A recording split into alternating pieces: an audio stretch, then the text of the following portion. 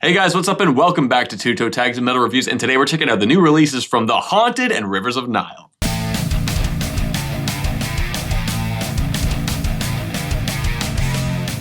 So The Haunted, a band that we've reacted to a few times for the singles that they're dropping, but our first time covering an album with Rivers, definitely familiar to this channel. We've reviewed them twice, and they are on the Toe Tags list with Where Owls Know My Name. Yes, and we've reacted to a bunch of their videos as well. Plenty, oh yeah.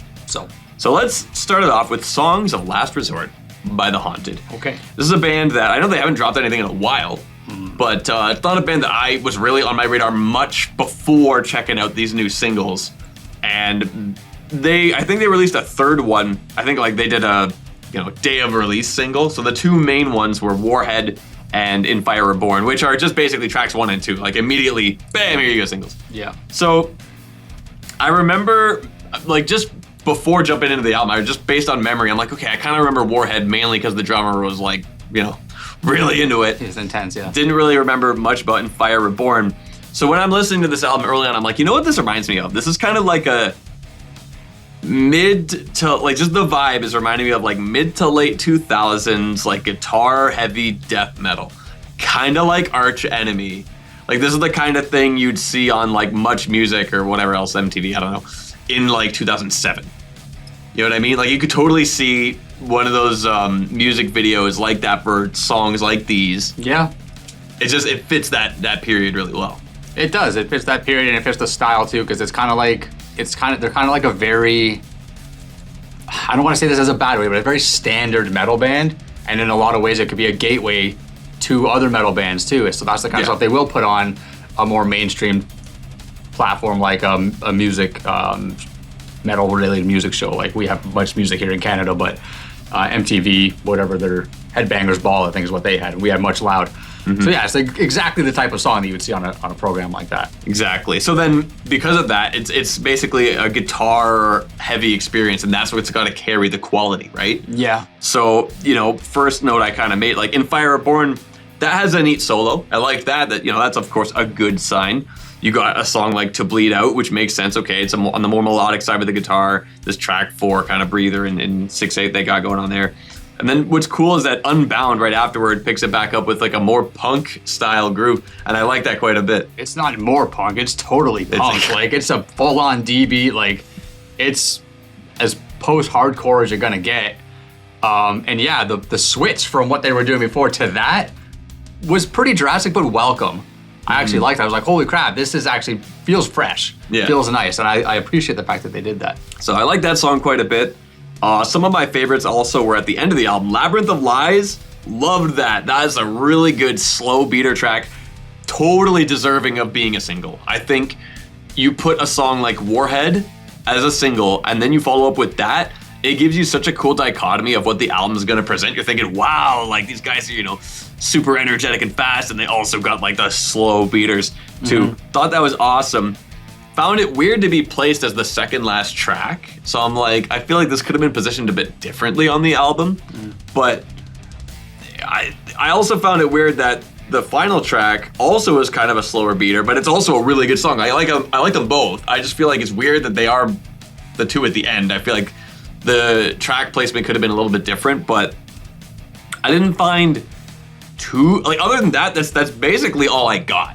So it's an overall just like a good album with a few standout tracks, but I feel like any metalhead can enjoy this. Even people who are newer to the genre, this is a good gateway band.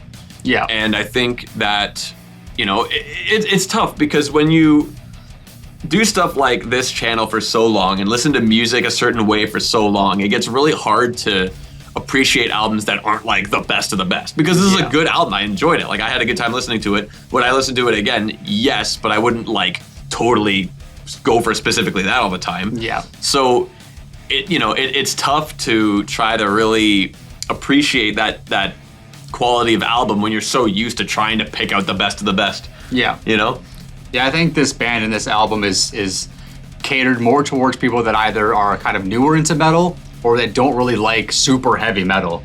Mm-hmm. I think metalheads that are a lot more seasoned and a lot more experienced with heavier, more brutal stuff might be bored of this and might find it a little bit more on the boring side.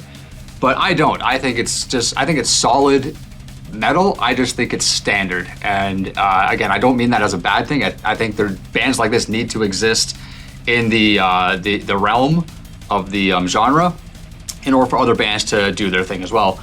So the album starts off with Warhead. We reacted to that. We liked it when we reacted. My first thought when it came on, listening to the album, was like, this sounds like Hatebreed to me. And I thought that was kind of funny. I didn't think it was funny at first. I thought, this is cool, like Hatebreed kind of vibes, whatever. But when I thought it was funny was when it got to Unbound, when it got to that whole post-hardcore, full-on D-beat. And I'm like, I just mentioned that they sounded like a hardcore band, metalcore, whatever you'd call it. Now they're a punk band. Now they're a punk band. And I thought a cool thing is the song after that, Hell is Wasted on the Dead, they continued that theme as well with some more punky, thrashy type of beats. You know, like kind of 4 to the floor. You know, I definitely thought thrash when I was listening to that song. I agree with you. I think the better songs are on the second half of the album. From track 8 through to track 12, I think is way better than anything on the first half. The first half is fine. That second half is much better. It grabbed my attention a lot more, just with the riffs, just with a little bit of the different things they were doing. Blood Clots, track number 9, is a 1 minute and 30-second interlude. It's basically an instrumental. I have a hard time deciding whether something's an instrument or an interlude. Sometimes I base it on length. Sometimes I base it on if there's enough instrumentation going on. Because interludes a lot of the time is just noise or just random ambiance or something like that. This is an instrumental. There's one sort of like scream vocal thing, but it's not really lyrics. It's a 1 minute and 30 seconds, maybe not quite long enough to be an instrumental. Regardless of what you want to call it, I thought it was cool. Placement on the album though, a little bit weird. Between track 8 and track 10, just having it there, it's cool, but it's just, I don't know. It was fine. The last song, though, you touched on it a little bit, Letters of Last Resort. This might be a weird kind of comparison, but I felt like this could have been something, not could have been something, but it reminded me of something from Smells Like Children. Like we're going back to Marilyn Manson early days. Interesting. It had this kind of like foreboding feel to it, weird noises, eeriness, kind of a creepiness to it. Then it kicks into this cool groove for a few bars. Then it goes back to that weird, creepy, prowly type of bit. Then back to the groove thing. Kind of juggles between those two things. And for that reason, I felt like this song had the most unique vibe to it on the album. And it kind of like, it was a nice way to close the album, but it also left me a little bit disappointed. Like, how come this level of creativity and this level of thoughtfulness didn't go into the rest of the album? And I mean, maybe it did. I listened to it. This is a first impression, so it's hard to really like say, oh, it wasn't creative or it didn't have this or that, because sometimes it takes a few listens to notice things. But that's the vibe. That's the feeling it left me with. Was I got a really cool vibe from this last song. I wish the rest of the songs could have done that to me. It showed me that this band is capable of giving me those feelings. I just wish they would have done it from tracks 1 through 11, other than just the standard but solid metal. Right? With the the punk stuff thrown in there and here and stuff like that. But overall, I think it's a solid album. I'll listen to it again for sure. And I think I mentioned this before in one of our other videos where we covered this band. This is a band that I've tried getting into a few times over the years, and they just haven't been able to click with me. I do know they got a big fan base. There's a lot of people that love this band. And I think they'll continue to love it. I think they put out a good album here. I don't think anybody that's a fan of this band is going to be disappointed in it. Yeah, I'm glad it wasn't just me about the second half, by the way, because I was feeling that when I listened, but I thought to myself, well, is it just kind of the mental warm-up to the album, or is the second half straight up just better? But if you also felt that way, then maybe... I mean, maybe we both had the same thing, but I definitely started noticing more stuff, and my ears were perking up more in the second half. So that's, I mean, that it is what it is. Like, yeah. All right, so moving on to Rivers of Nile's self-titled album. This is the first major release with some lineup changes after the work, and they were dropping a multitude of standalone, or at least what seemed like standalone singles for, you know, a while, probably upwards of at least a year or two. Yeah. And a good chunk of those tracks made the album. I think the only one that I recall that did not was Hellbirds, but everything else, Suborbital Blues, Criminals, House of Light, American Death, those are the ones that we reacted to that are on this album. Overall, they were good. We never really felt negative about them overall for any of them, with the exception of one specific moment. So I'll get that out of the way. Oh yeah, the chorus of American Death feels to me lifted from Eternal by Mushroomhead. And when we reacted, you could see it in my face when we hear it for the first time. I think, wait a minute, I've heard this before. And yeah, you know, I think like I made that little video and I think you posted it of the back-to-back. And it totally sounds like close. And It's very similar. For me, it's too close for comfort, but it can be a coincidence. That's definitely possible. That kind of thing has happened before, like where it's just like, wow, like they're pretty close. I mean, I can't picture Rivers of Nile like listening to Mushroom Head and going, I like that part. Let's steal that and put it in our song. Like, I just can't picture that happening. So it's got to be some sort of coincidence. Maybe some sort of homage, but that would be a weird homage to do it like that. I think personally, I think it's cool to like reference stuff like that and do those homages. I just think this one's a bit too close for my liking. However, it doesn't ruin the song. It doesn't. It does. It's still it's out of the singles. It's my second favorite. Like my favorite's Criminals. That song's fucking crazy. Yeah. But yeah, no, like it's a solid track. It's just like it reminded me a lot of Eternal. Go listen to that Mushroom Head song if you haven't. You'll see what I mean. If you don't know the song, it'll click right away. When we reacted to it, every time I would hear that chorus, it just made me want to go listen to Mushroom Head. You know what I'm wondering now that I'm thinking about it? I wonder if there's something else that both of these bands maybe are referencing. Something like something pop culturally that we just don't know or unfamiliar with. And maybe they're both referencing the same thing. That would be interesting. I mean, that's a possible explanation for them sounding so similar, but again, who knows? So anyway, Where Owls Know My Name is on the Toe Tags list. That album is incredible. Solid. The Work got a 6.5 from me and a 6 from Vile Self. It was not bad. Rivers of Nile is by no means a bad band. They don't make bad music, but it was definitely a step down, and it's always difficult to follow up such a great album like that. They set a high standard for themselves. Exactly. We've seen it with plenty of bands, plenty of times. Yeah. Like it's happened, right? Now, I do feel like this album overall feels like the soul is back. Yeah. I feel like they feel inspired, they feel fresh, the lineup change, that can definitely freshen up a band's sound and motivation and a morale. Yep. So I feel like some of these songs are just incredible. I do think Dustman would have been a better opener than Suborbital Blues. It would have been a better kind of just explosion out the gate to really get you hooked. And then you got the melodic style of Suborbital Blues. The texture they have in Dustman of both the harshes and cleans together is super duper cool. I love the depth that provides in the song. And then the transition from that into the Criminals riff is awesome. They had a great transition there. Criminals is insane. I love they got this what sounds like a banjo in the main riff. Just the whole track, amazing. Like hearing it again. And I hadn't listened to that one much since we reacted to it, which for me, I guess is a good thing. Didn't tire myself out on it. I'm like, oh yeah, no, this is a super duper banger. Now, I feel like, an album like Where Owls Know My Name feels like a concept album and feels like everything's kind of connected. This feels like more like an individual song experience kind of thing that are threaded well. And that's just, that's just like, if you like stuff that's like that, okay, you'll love that this album does that. If you wanted a more almost concept album experience, you won't find that here. It's whatever. This is the thing I noticed. So it's definitely not a concept. Like I don't even look into stuff like that. I mean, it could be, but like it doesn't like give you that feeling. Where Owls Know My Name felt more like the whole thing was like this one big. You know what I mean? Like almost a one big epic. It was all connected. It flowed seamlessly. Yeah, and they keep referencing things throughout. Yeah. Anyway, saxophone is present, as always. That's kind of a. Obviously, we've seen saxophone in a few metal bands. This one probably does it the most, or at least more than others. It's like more of a staple in this band. Yeah, it's like it's a character of Rivers. Yeah. And I loved the way it was used in the ending of Despair Church, and I honestly wish that section was actually made into an interlude. I think it would have been an incredible interlude track right after Despair Church. Yeah. And it would have made that thing so much more fruitful and colorful. Like, oh wow, they have this beautiful interlude in the middle.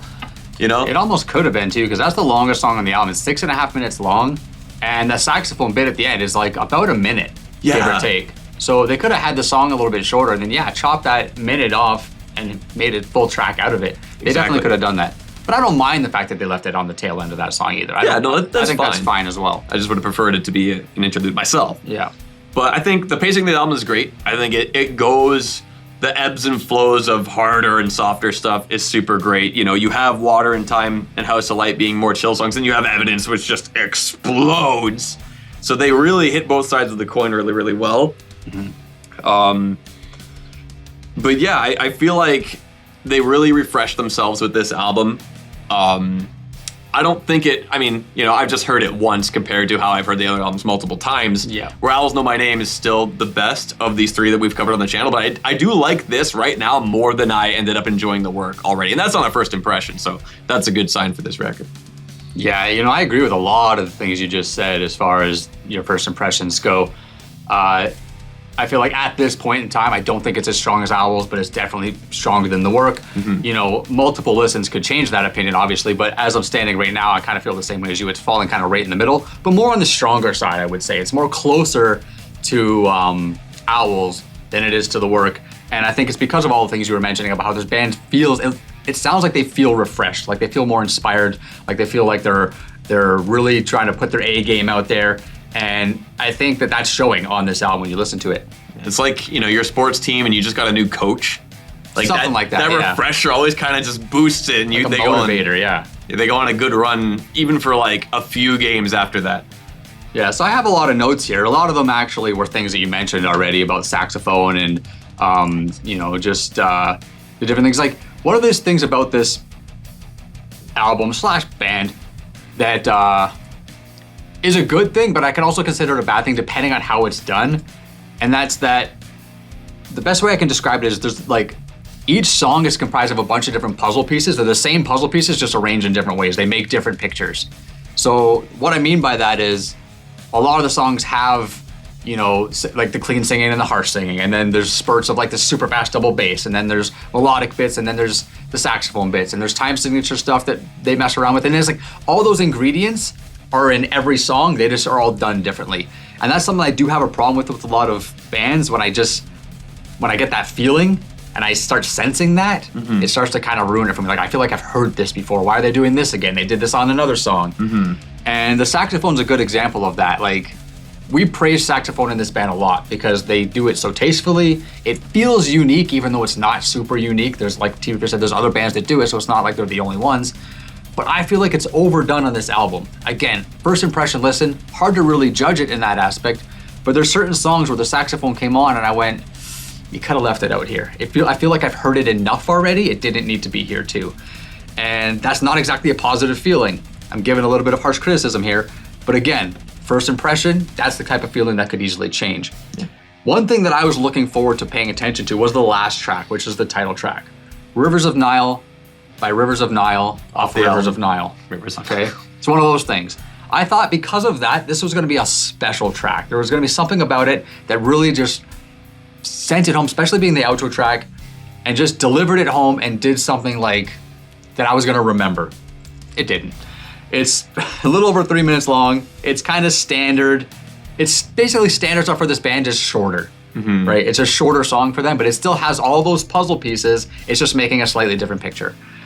So it's Rivers. I love this band. They do great things. One of my favorite things about them, which they did consistently on this album that I love, is the double bass is so fast, but it's done in such convenient spots. Yeah. I find a lot of bands that have blazingly fast double bass just do it too much and it becomes overwhelming, or it feels like a wall of noise, and it's like you almost want them to just don't do it for a whole song or something like that. Like it's just too much sometimes. On here, I feel like this band, they've mastered the art of doing it at times where it really fits in, but not overdoing it. It never overstays its welcome. 100%. And I just love that. I grew up really, really fascinated with double bass. It was one of the things that I just loved about music so much. But when you hear so much of it all the time, obviously it kind of loses its power. But when this band does it, it excites me again. Yeah. Just because of when they do it and they stop at the right time and they start at the right time. I really love it. And this album, it just has it. They have it down on there. And I just love that. So my first impression of this is pretty high. I think it's a great album. I hope with multiple listens, it'll grow on me, potentially maybe even overtake Owls. I don't know if that's possible, but I should say it is possible, but who knows? Remains to be seen. But I dig it. I dig it so far. And we're gonna find out if this album can join Where Owls Know My Name on the 2 Toe Tags list, because this is what we're going to review for the entire week. We're gonna listen to this album non-stop to develop our opinions more, see how we feel after a week of listening. And next week, we're gonna be back to give our full final review and score this album. Anyway, guys, that's all we got for you today. Remember to like this video if you liked it, and comment. Tell us in the comments below, what is your favorite Rivers of Nile album? What did you think of this one? How does it compare to their other works? We'd love to hear what you guys have to say. I'm TV Fish. I'm Bile Self. We'll see you guys later.